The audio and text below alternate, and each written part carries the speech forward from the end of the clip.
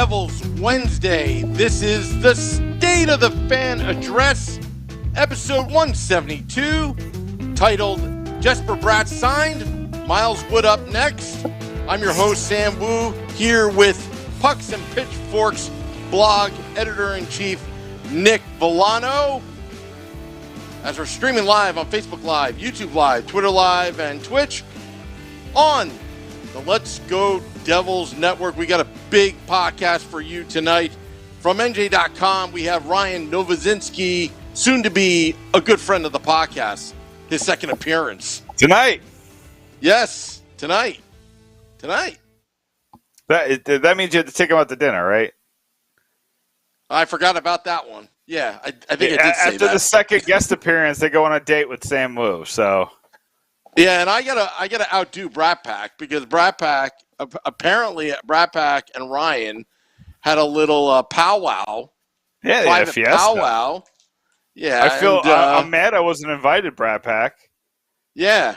Who do you think you are? I mean, you gotta invite us. I'm a foodie.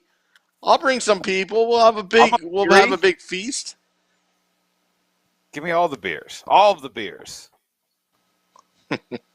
I want the beef. That's what I want. I want the beef. Obviously, but Sam, the biggest news of the day. The biggest news of the day is, of course, this is my first podcast from New Jersey. Bigger than anything in the New Jersey Devils sphere. I am back in the Garden State. It feels better than ever. Right now I'm in beautiful Galloway. We'll be moving around for the next couple of weeks. Don't know where I'll end up yet. So it's a fun little game I'm playing to myself and my family. So that's an interesting. It'll be interesting. But we're so happy to be back in the Garden State, back in New Jersey, my home. You know, you leave Jersey for a long time, and you always call Jersey home. You know what I mean? Like, you could go. Mm-hmm. Florida was never home. Take me home, country roads. Well, those country roads in West Virginia weren't taking me home. They were taking me to school. Lived in Connecticut, Pennsylvania. Never home. Now I'm home. I'm back home, Sam. So big news. That was the big news today. Nothing else to talk about. Podcast over. Call it a day. Oh, yeah? Well, there was a lot of news today. And I think a lot of us happened? I think a lot of us were waiting around 9 a.m. knowing that that was the deadline before you go into that arbitration hearing for Jesper Bratt. But just miraculously, it's amazing how they come up to a deal. And again, my new thing here on the podcast is conspiracy theories. And it's amazing how, they come to a nice deal at $5.45 million 1-year deal, and with arbitration rights for next year, and it's all kumbaya. And I don't know about you, Nick, but it seemed like that press release was pre-written about 2 months ago. That's just me. Maybe. Just keep the Devils in the headlines. Keep the Devils in the headlines. We don't have to sign now. I write a lot. I can write pretty fast. I could put out that press release quite quickly. And if they got this deal done, say they will Jesper up, be like, listen, I know you're still on Swedish time, but you got to get up at 7. We got to sign the deal. I think they got the deal done last night, and they just waited till the morning to kind of put it out. I think at least that happened. Yeah. But it just. I'm kidding around. It's just amazing how it's like information blast all at once. It's like, I'm not a fast writer, so maybe that's why I think that way. Because it will take me 6 hours just to write a paragraph. What do you think that maybe the Devils and Bratt had this deal all along, but they were trying to work out a long-term deal, but they were like, if we can't get this done right before arbitration, we'll sign this 1-year deal and come back to it in January? Do you think maybe that's why? Because all I heard was that they weren't really talking. I think so. I think this was the default deal. I think it's like, okay, if we can't hammer out a deal, this is default deal. We still like each other. We don't want to get it to arbitration. Yeah. Maybe it was a mutual feeling, and they couldn't get a deal done. So, okay, well, no harm, no foul. The cap situation's still okay. And on we go. Both parties win because the Devils are still in the headlines. In some publications, as the longer they go, Bratt's name is still out there. I think everybody wins here. So I don't think and nobody got hurt, because had it gone to arbitration, then it's like, all right, why did it have to go this far? It's funny. I forget her last name, but Christy from Hockey Writers shared that quote from Bobby Holik that when he went to arbitration with the Devils that one year with Lou, he was saying, well, now I know I'm going to become a free agent next year no matter what. Because you learn your value to the franchise. And it's not true. Because it's arbitration is a unique situation where they ask you to badmouth a player you really like. Yeah. And, it's an awkward situation, but I also think that GMs don't deal with it the right way either. You know what I mean? Like, it's not like they're doing a good job of dealing with these arbitration cases, but it's also, like, at the same time, you could go, you know what I mean? You don't have to badmouth your player. You could go in there and just say, this is why I think you're worth this much. And maybe with analytics, it's a little bit better, Sam, right? Like, maybe they could point to analytics and say, maybe the analytics say this. Instead of saying, I don't think you're a 30-goal player, you could say, well, the analytics say that you've been this year and this last year and this the year before. You know what I mean? Maybe you can kind of deal a softer blow. But it's funny. I wrote about this probably like 6 weeks ago about how the Devils weren't in a position where they had to trade Bratt. They weren't in a position where they had to, move on from him or worry about an offer sheet, because they always had arbitration in their back pocket. And it seems like that was the case. They were holding onto that card for as long as they possibly could, and eventually, I'm assuming it's Joaquin Pearson and Bratt both waited out as long as they could, but eventually you're just like, all right, well, I don't want to take this step. This step is notoriously hard. It's notoriously bad for the player and for the team.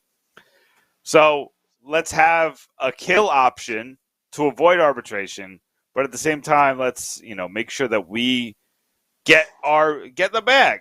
Jesper Bratt's making more money than his family has ever had in their lives this year.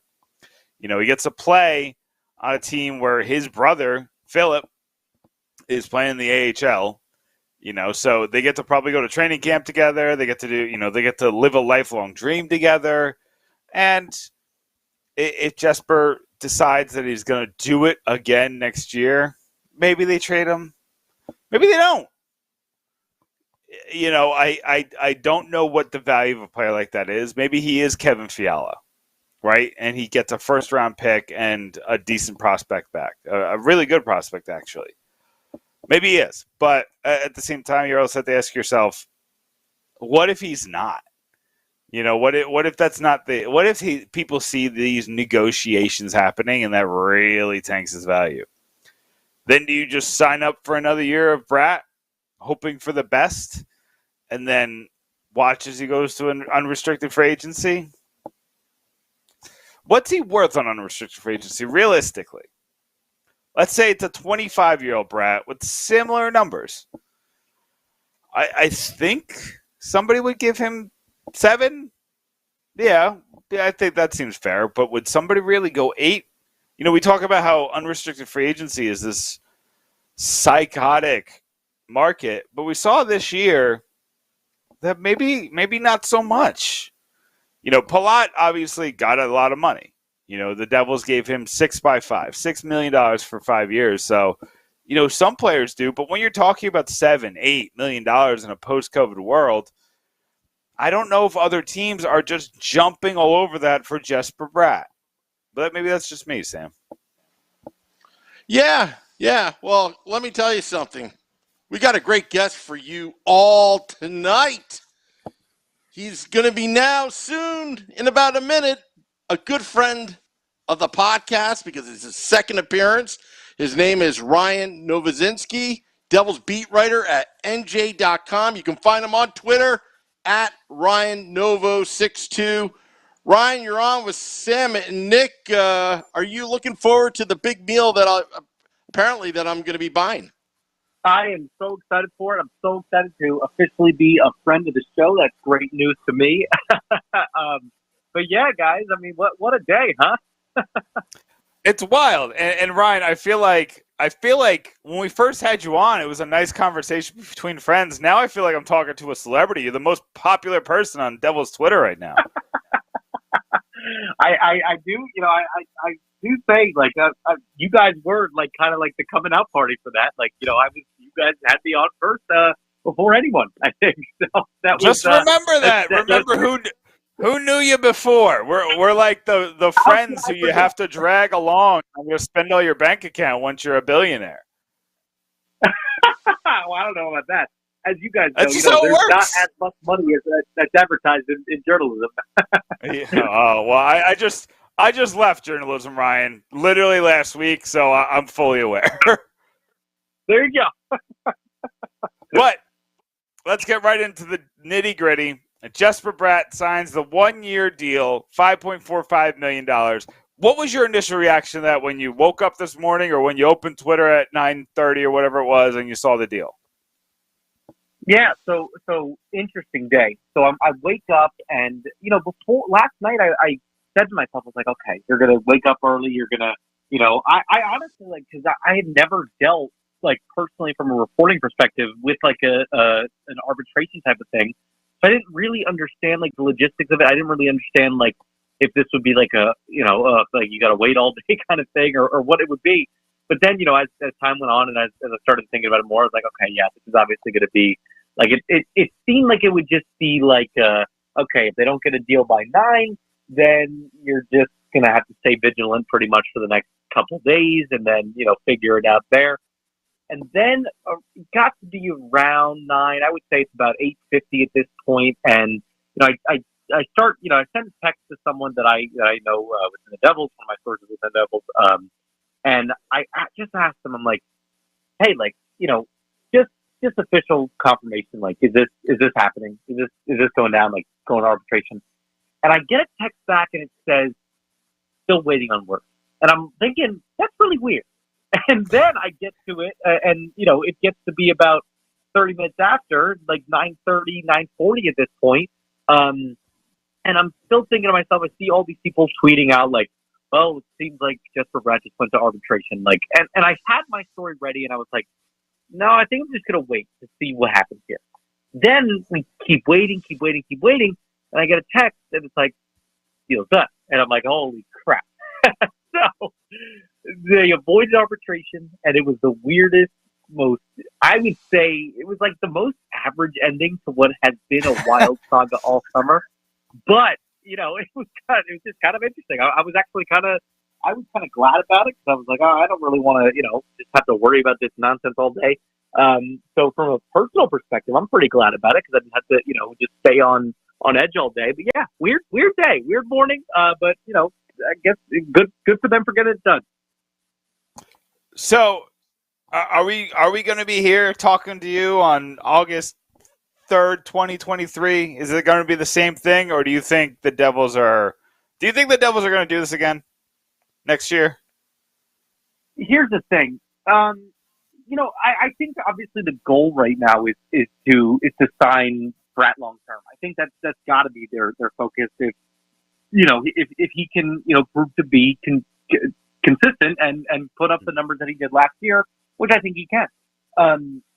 I think once it hits the latter half, the second half of this next season, I think they're going to really try to push to really start those talks again and get that extension pushed and really throw him a lot of money if Bratt just keeps proving that he's worthy of an 8-year or 7-year deal that's with a lot of AAV.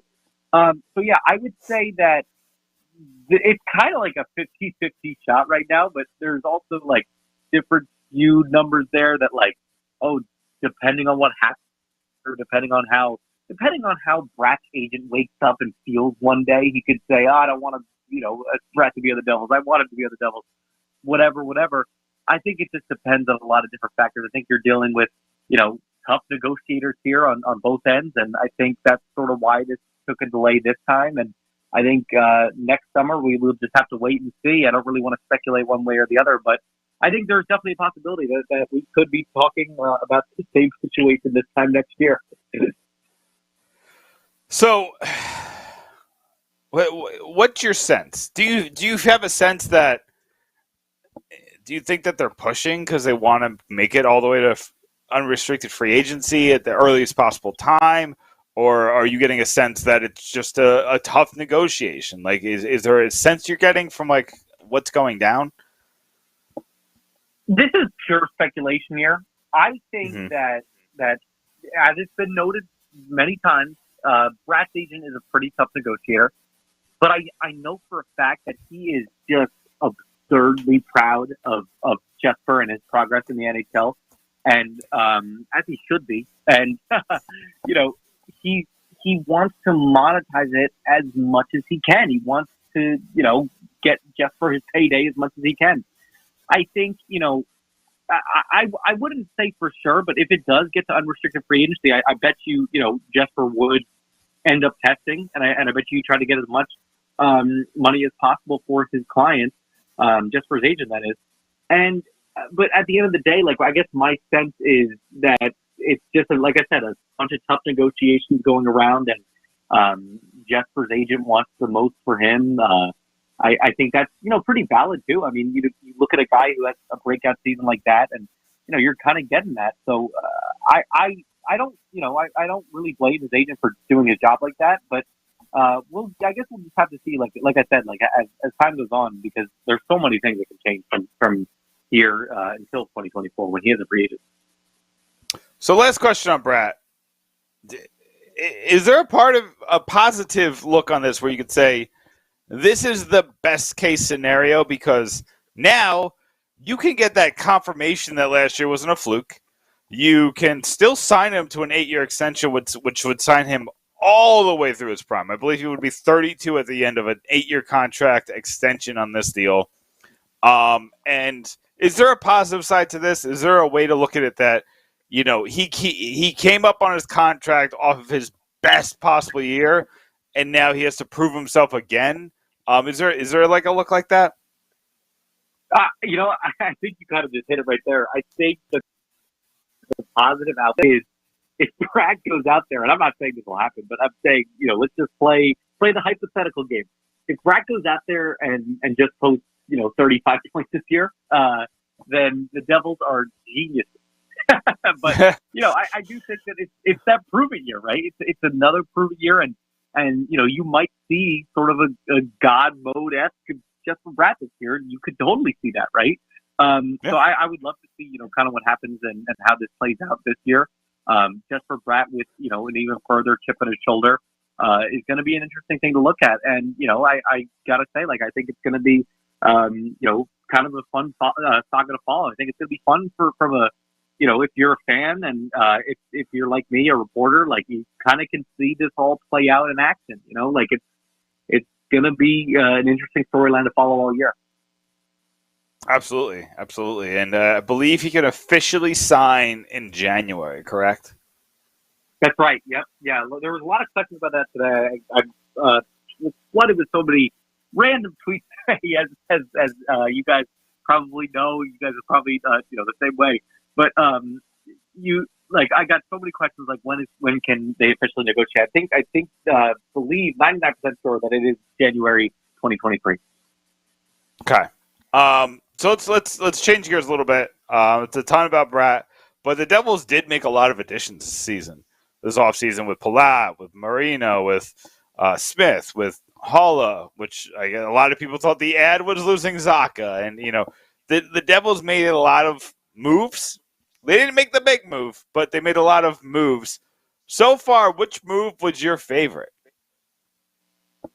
Yeah, good, very good question. I would say when it first happened, I really liked the Palat move because I think Palat's a guy that, while towards the end of that contract, it could get a little messy, like if he ends up, kind of sucking and he shows some age. But I think for right now, he's just such a talented and smart player on both sides. He's very consistent in almost every aspect of his game.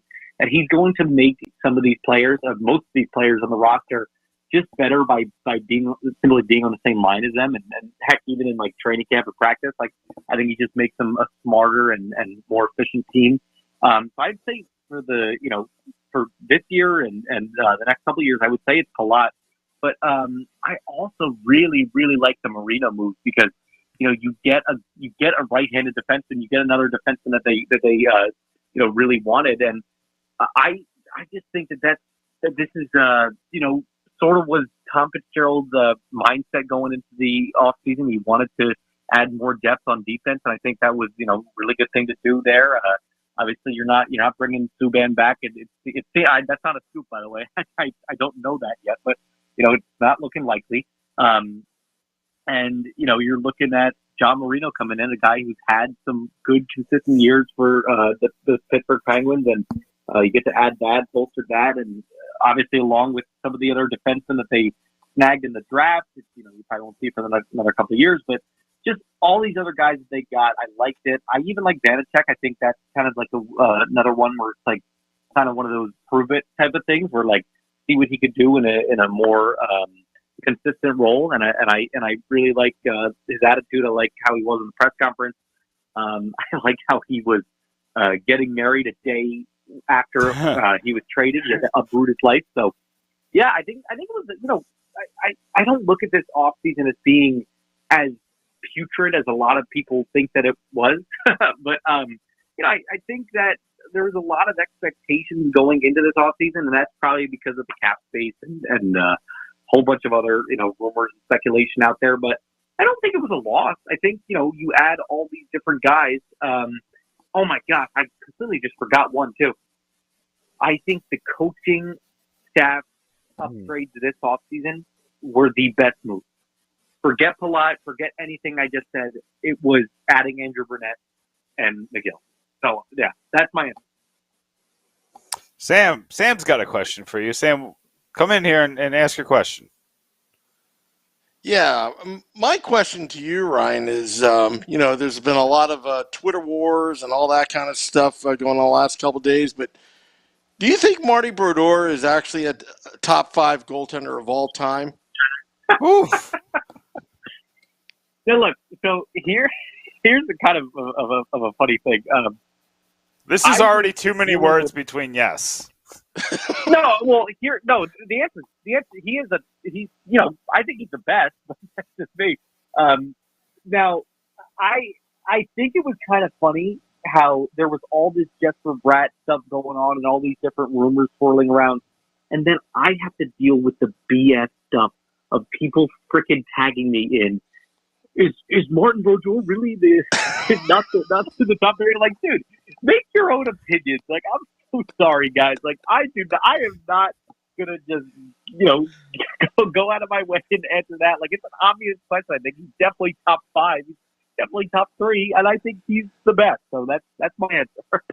Okay, and that's the reason why I asked that question, because you were tagged in every single post as I was watching the Twitter feed the last couple of days. So, dude, it was mind-numbing though, because all of that stuff was happening as all these freaking rumors were going down. Yeah. And, there's obviously there's a bunch of different stuff that's going through my phone right now. It wasn't just Brad. It was the play-by-play search. It's the freaking PA search. It's all this different crap. Like, it's like, dude, I got some stuff to do. I am not going to answer whether this legendary goalie is even in the top 5 conversation. So, are you putting your name in the ring for the PA announcer? Are you joining the fan vote? Is that no? I know you said there was no fan vote this year, but I think you would win. Oh God, but if there was a fan vote, oh God, no! Because here's what would happen. I did PA announcing in high school, and it was very fun. But oh man, dude, I just see that like even I feel like even if someone's a good PA announcer, they'll get on Twitter, and I don't know. I like being liked. You know. So, it's nice to be liked. I would not put my name in the ring. I'll tell you something, Ryan. When there was a while ago where I was, I feel like I was the most hated Twitter personality. I feel like I've turned that around mostly, but there's still people. You're well liked. Hey, there's still some people. Hey, go on Devil's Reddit and bring up the name Pucks and Pitchforks, and oh boy, that's a conversation you don't want to have anymore. You will delete the Reddit app. It is bad. But hey, sometimes it's nice to be hated. It's nice to be the bad guy. You slick back your hair, you put a toothpick in your mouth, you call yourself Razor Ramon for a little while, and then you're like, all right, that's enough social media for the day, and you go back to being like the next day. I'll tell you what, like I haven't done it as much this offseason because I feel like it would be irresponsible for me to do so. But there were so many times where I was like, do I want to send out a clickbaity tweet and and really, like, I swear to you, if I just posted, I could do it right now. I'm not going to, but if I just posted an eyeball emoji, oh my God, can you imagine? And it's just this is my beer that I'm having right now. It's a Garden State Brewery. Yeah, it's like look at that beer. Yeah, listen, all you have to do is be like, yeah, I'm having a Red Bull and vodka, and people be like, Tarasenko. Social media is a wild place. I thought it was funny. Poor what is it, Tyce Thompson? Like the poor man signed. He re-signed for arbitration, and you got to tweet it out, right? And people get mad at me because they're like, "Well, this isn't Brett," and I'm like, "Dude, I'm sorry." So let's talk about that eyeball emoji.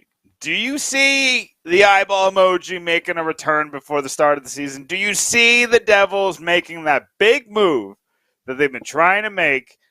Lost out on Johnny G.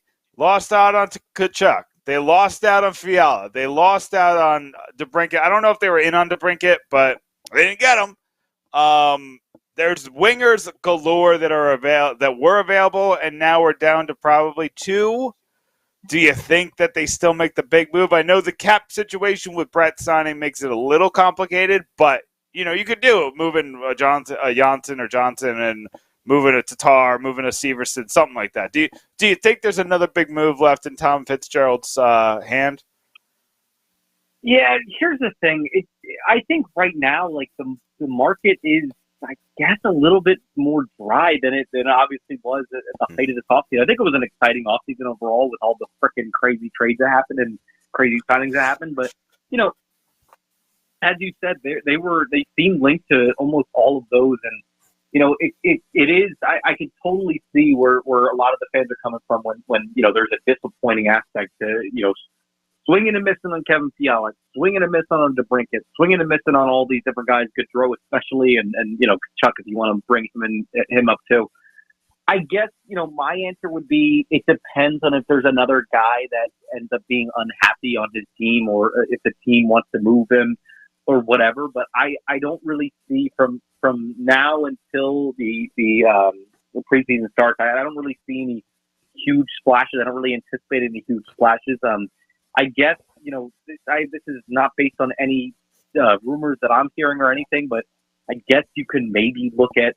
I know this is kind of a touchy subject for a lot of the Devils fans on Twitter, but JT Miller. I'm just good. I gotta say it because I guess that's the one guy that is puts up really good stats and sticks out as being like, okay, he might be the next guy to get moved. But even that, I don't really know what the current status of that is, so I wouldn't be able to speak on it. I just don't really see it happening. I don't really see it happening from now until I could see it happening next season for sure. But from now until then, I wouldn't say anything huge will happen. Now I will tell you, I was told they called on JT before all the before even the Fiala trade. I know they made a call on him. Interesting. And I know the price was stupid. So So who knows if the price has gone down? But that's the name I've always looked at because I think it was, Canucks Twitter fans' proposal stupid. Like it was that stupid. So I'm thinking. I don't know. I don't want to put out names because I don't know names. I don't want to, but I have been told the call was made. And I don't think it's going to happen because I don't think they're close. So, this was back when, you thought there was Devils fans who thought Zacha was going to be the centerpiece of a JT Miller trade. And that's just as crazy as, the Canucks fans saying that Bratt was going to be the centerpiece of a Miller return. And that's all fan chatter. That there's nothing to that. But I was, I have heard that there was Miller chatter. It does fascinate me how many Devils fans are obviously clamoring for Bratt to stay, and rightfully so. But then there's other fan bases out there that you just see it on Twitter, and it's kind of funny. Like all the fan trades, they're always like, "Oh, I feel like you could get Jesper Bratt in this trade, for X random player," and it's like, dude, he's very, very pretty highly coveted in New Jersey. It's not like you're traded Joe random player, something like that. Hey, and if you want to, one of my best ideas was I wrote about the worst trade proposals on Cap Friendly involving the Devils, and it's always a lot of fun. If you want to steal that from me and you want to do one of your own, if you see a bunch of the Twitter sphere ones, it's a lot of fun just to kind of great idea. to go empty skulled just for a couple hours or for an hour, just writing that piece, just writing what are you? What do you mean we're going to trade Jack Hughes for Tkachuk? Or it was Hughes at a first and Dougie Hamilton for Tkachuk. It's why would So yeah, you go empty. Why did the for a little Nico while. Hischier question on Twitter that one blew up? Because I thought you're a troll, man. Yeah, but I thought the value, because some of the trade proposals for Tkachuk from Devils fans, it's I think you're undervaluated, his valuation.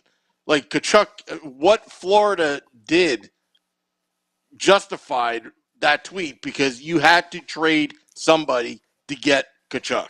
You couldn't just Alexander Holtz, maybe a draft pick or whatever. No, there was a big haul, and Nico Hischier wasn't even a prerequisite. It had to be Jack Hughes. It couldn't be. I think no. That's I'm going to stop you there because that's not the same. 1 year of peak Huberdeau is not the same as 8 years of going into his prime. But Jack that's Hughes. what the Devils had. Not the same. That's what the Devils had. Okay, that's fair. That's what I was saying. That's fair. Well, but I think you bring up a good point because I was even trying to do a story on this, comparing what New Jersey had to give up, in order to match the value of that Florida. And it was hard to come up with. It was really I didn't end up doing it because it was the heck is even going to line up here? Because there's obviously different contract situations and stuff like that. But if everything was evened out like that, let's say that Hughes had the same deal as an expiring deal like Huberdeau, I wouldn't be surprised if it was Hughes or a Hischier and Hischier and a bunch of people. So I don't know. That was a wild trade. And here's the thing, Ryan, and tell me if you think I'm wrong, but I walked into this offseason thinking the Devils were the perfect storm to get a superstar in a trade. They were willing to trade a very high first-round pick. They have assets on assets on assets that are close to or ready for the NHL and between the ages of 19 and 24, and they're looking to make a move. But when I look at it more closely, I see the deals that they were made. They either had the second overall draft pick is too good to make a deal. How do you value that? The value is too high, so teams go for other places where they can get multiple pieces, and then they didn't have the right pieces, like in the Tkachuk trade or even the Brinkett trade. It just seemed like that Ottawa was just a perfect trade partner for Chicago, and the Devils weren't willing to move 3 premium assets to make it happen when one of those premium assets was the second overall pick. So do you think that maybe the Devils weren't primed to make a move because maybe they just didn't have the right assets like we thought? I think when you looked at it going into the offseason, because I did the same exact thing as you. I could have sworn that not only would there have been one, but maybe like, I wouldn't say two, maybe like one and like, less than a superstar kind of trade. Like I thought it would have been like a trade for like a superstar, then, a trade for like a really good, top forward or something, or a top teammate or something like that. But I don't know. It was, as you kind of look into it, as you said, like all the contracts and all the different values, I think the number 2 pick thing is a good point too. Like maybe that was like too high for their own good. Maybe it would have been better if they ended up getting like the number 4 pick or something like that. It's kind of an interesting thought experiment. You know what I mean? Like, if they got the number 4 pick, if they got the number 5 pick, would New Jersey not be picking in the first round this year? Kind of interesting to think about. So I do like that you brought that up. But again, I don't think you're crazy at all for thinking that. Like I think we got to kind of look at it holistically, and if anything, it's a learning lesson for all of us to kind of look at all the contracts, look at all the values, and before reacting and thinking, okay, they'll get a superstar this offseason. Yeah. So, and my last question for you, I really appreciate you giving us some of your time tonight, and really appreciate all the work you've been doing. But I have to ask, if this is it, this is this Devils team, what is your outlook for this season? I have said for months, and I'll even continue saying this. I think that their ceiling has raised a little bit this offseason. Back a couple months ago, I think I said that their ceiling was competing for a wild card spot, and but now I think it elevates a little bit more. I think their ceiling, if everything goes right, this could be a really good team. This could be a team that with all the young pieces come together. Heck, if you see a surge from Alexander Holtz, he jumps up to the New Jersey level. If you see Palat, like I had mentioned, like meshing with all these guys, these young guys, like I think he will. If you see another boost from Jack Hughes, if you see all of these things, Dougie Hamilton coming back healthy, I think this is a really solid team. I thought it was a really solid team last year, and obviously the big thing with that is goaltending. If especially the thing you got to look at the most is if the Vanacek and Mackenzie Blackwood situation works out, then this is a team that can compete for a little bit higher than a wild card spot. So you're looking at maybe potentially a 6th seed. I'm not guaranteeing that, but that's if everything goes right. And probably the most realistic expectation is they'll be in like that wild card hunt. I think it'll be better than last year, though. I really do. Ryan Novozinski, beat writer, and the highest, most profitable writer at NJ.com. I'm calling you Mr. Profit, Ryan Novozinski. You can follow him, catch all his stuff on Twitter at Ryan Novo62. Ryan, what do you got coming up? What kind of pieces do you have on the site, and what's coming up for the fans? All right, fine. I'll tease something for you guys. Okay, I'll give you a nice teaser. Okay, we talked about Martin Brodeur. I've got a huge, long talk to a lot of people over the last couple of weeks thing on Martin Brodeur coming up. Oh, there you go. You gotta love it. You gotta love it. Boat, whatever you want to say, greatest of all time. He's gonna make it to the pages of NJ.com. Ryan, thanks so much for that tidbit. We look forward to that. We'll give you the old retweet, the share on the Facebook once that comes out, and we appreciate all your content. And Sam owes you dinner, so we'll definitely have you. He's part of the dining club, the dining club of Let's Go Devils podcast. Rebecca Moose Morse is now part of that club as well. Awesome, guys! Thanks so much for having me on. Like, I really can't wait for it, and I appreciate all the things you guys do. I listen to the show all the time, watch the show on the lives all the time. Thank you. Thanks a lot, Ryan. We appreciate it. Thank you, guys. Appreciate you. That is Ryan Novozinski of NJ.com, NJ Advanced Media, the most profitable reporter of all reporters on that media company. Mr. Profit. Yeah. Mr. Profit, subscribe me to NJ.com for Devils content. That's all I got. That was off the top of the head, though. That was... I'll tell you, you got to subscribe. I hope he does what Chris Ryan used to do, the text messages. when they did that. You want text. You want people to text you all the time. I'm just going to start texting you stuff. No. To feed your beast. Anytime I get a text from Chris Ryan back in the day, this is what would happen. I felt like Chris Ryan was my buddy. And then I would ask a question, and he would actually answer it back. So I try to keep him more intelligent instead of a troll question, because he probably would have ignored it. But, back in the day, I would just ask him a question, and he would actually respond back. It was pretty cool. I hope they bring that back. That was fun. There was a lot of, I got to give it, all the complaints aside about the beat writers and all that, the Devils beat writers, when they're on, are always creative and intelligent and put a lot of effort in. And even the ones that are there, Dan Rice, I love Dan Rice to death.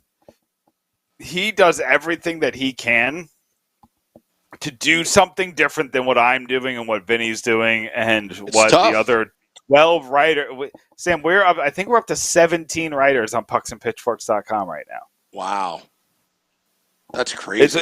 It's wild. It's wild. So we're growing, and if you don't know, I do not ever say no to a writer. You want to come, you want to write 1 a month, you want to write 10 a month, either way, come on to pucksandpitchforks.com, apply, you'll get paid. Paid writers, no experience needed. So it's a lot of fun. But yeah, and it's an exciting time. People are excited about this team again, and this always happens in the offseason. People get excited. People sign on. I just hope this time the Devils don't suck this year. But yeah, we got a really good team. This might be the most writers we've ever had. I think it is. I told you we broke a record last month, 500,000 views. I don't even know. Sam, I'm still moving. This room is a mess right now. The room that I'm living in is literally floor to ceiling bags. So I don't have the laptop that's got the analytics on it. I have been writing. I'm probably going to get in trouble for saying this. I've been writing on the laptop you gave me to do the podcast. Because that's all I got. We're bouncing around. That's only for Let's Go Devils network use. That is a Let's Go Devils network use. I'm of course it promoting is. the podcast. You're in the clear. Yeah, you're in the clear. You're in the clear. No, but like so I've been bouncing around. It's crazy, but I still love interacting. It's funny. I drove 18 hours from Tampa, Florida to basically Atlantic City, New Jersey, right? My air conditioning broke on the way. That sucks. I've had that happen before, but it was in the wintertime. Yeah, no, it wasn't winter. It was bad. So wow. There was a couple times I had to break some traffic laws because I had to put some headphones on and open the windows. But that's neither here nor there. You didn't hear that on camera. That's not evidence. But anyway, I would stop at a couple pit stops just to cool off a little bit. And I would just go on Twitter and talk to some Devils fans. And there's a lot going on over the weekend, even with nothing going on officially. Everybody was talking about Bratt. Everybody was talking about what's going on with the season. So it's still fun. I still love it to death, even after all this time, even after all these numbers. And it's kind of nice to go up to people and say, my website did over 500,000 views last month. So I got to thank everybody out there. I got to thank everybody out there who's been reading, who's been ingesting this content, who's loving the content. And I said I used to be the most hated guy on Devil's Twitter. And that might have been true at one point, Sam. It got hairy there for a moment, but I was still building because I was, what I was doing, Sam? I was interacting with everybody. I gave everybody a chance. Give me your voice. I'll talk to you. My not all my opinions aren't great, but I'm willing to talk to you. And it built, and now we're here, and I love it. Yeah, I mean, honestly, that's how. If and for all those, like when Amanda Stein and Sam Kassan and Chris Westcott, Catherine Bogart, when they came, you have to realize once you start writing or you're in the media or you're doing this podcast, you have to expect tough love coming back from people from Jersey.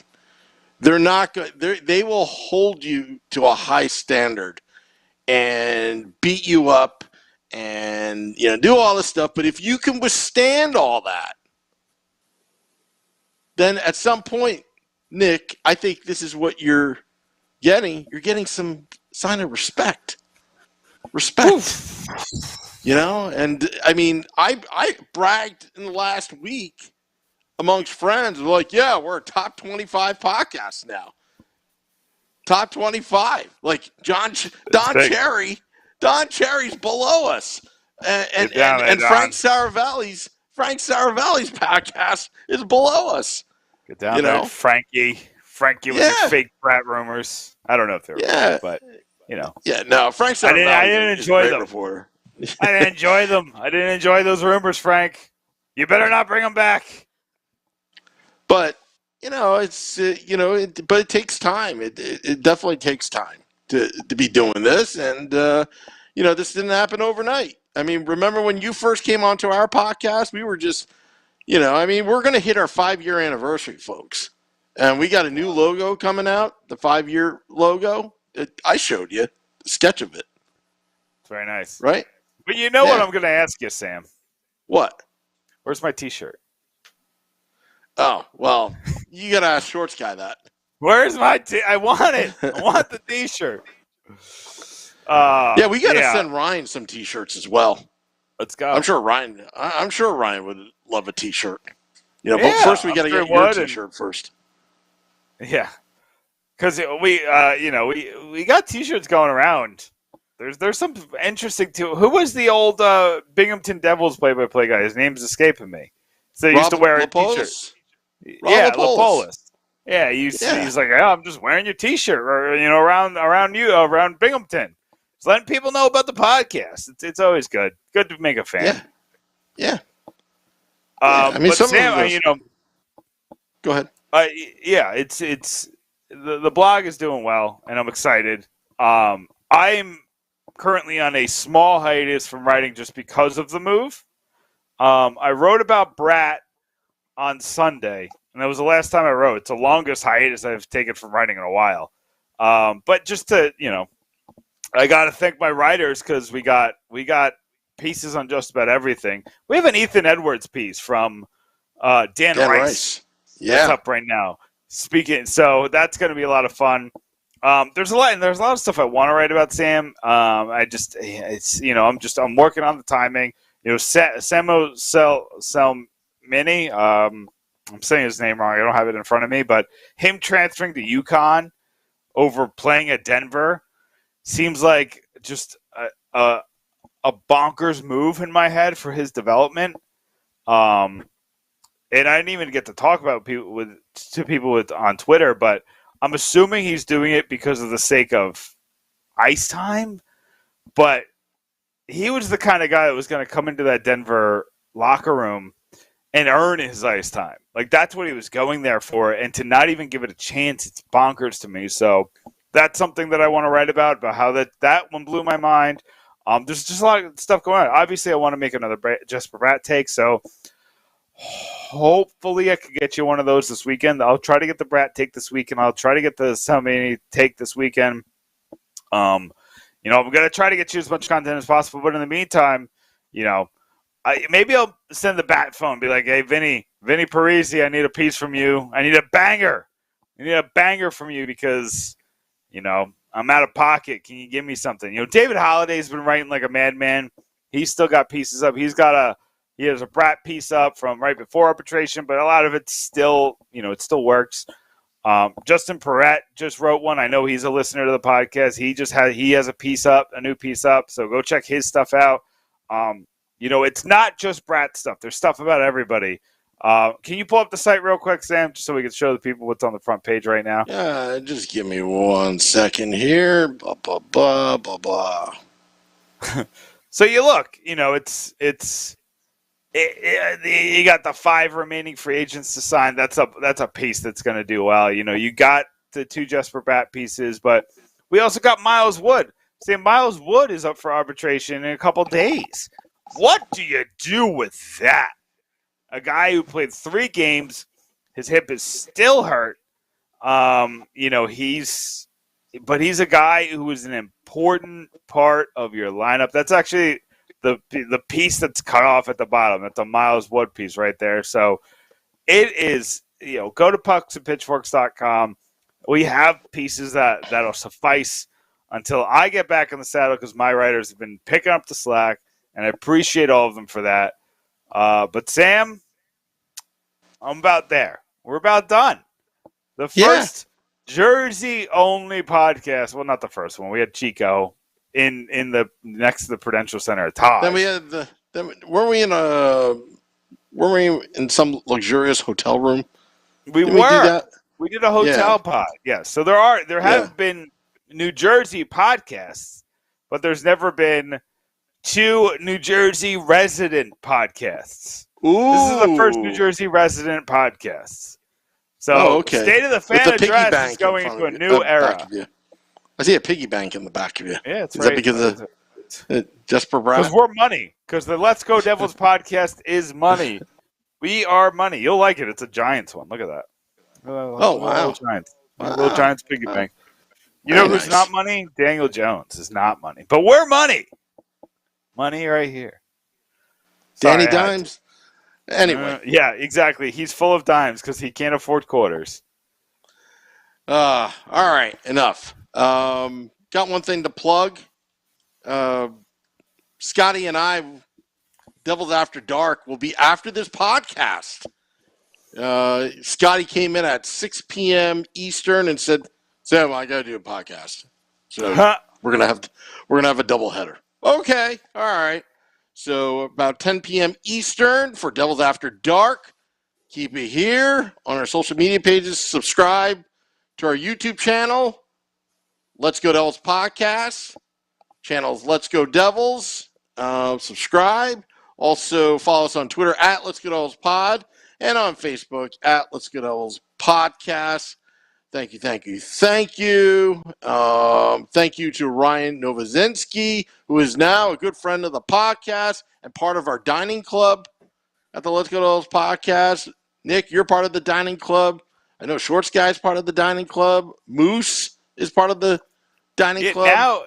Now if I'm short on cash on game night, I could just come up to Taj 973 and Sam will buy me dinner. Yeah, just go to Taj. Just go. You know what? And the catfish is on the house. I'm telling you got to try the catfish. Did you try the catfish last time? I don't think so. I think I just got fries last time because I don't think I was. I think I ate with my father-in-law and my wife and her family. So I think we are. I think I skipped out on food. I had a beer though. I think you were focused on Chico Resch coming in. You got to focus on Chico. Yeah. We might get some good guests this year too, with some more live podcasts. But we'll talk about that, Sam. We got time now. Nothing but time. Yeah. Again, thanking Ryan Novozinsky of NJ.com coming on. Thank you, the listeners. I see Twitter Live, Ryan Mann on Facebook Live. I see Jim Leahy, Joseph, Ramona on YouTube Live. But I'll be back 10 p.m. Eastern tonight with Scotty at Devils After Dark. Dropping the podcast at midnight. Till next time, let's go Devils.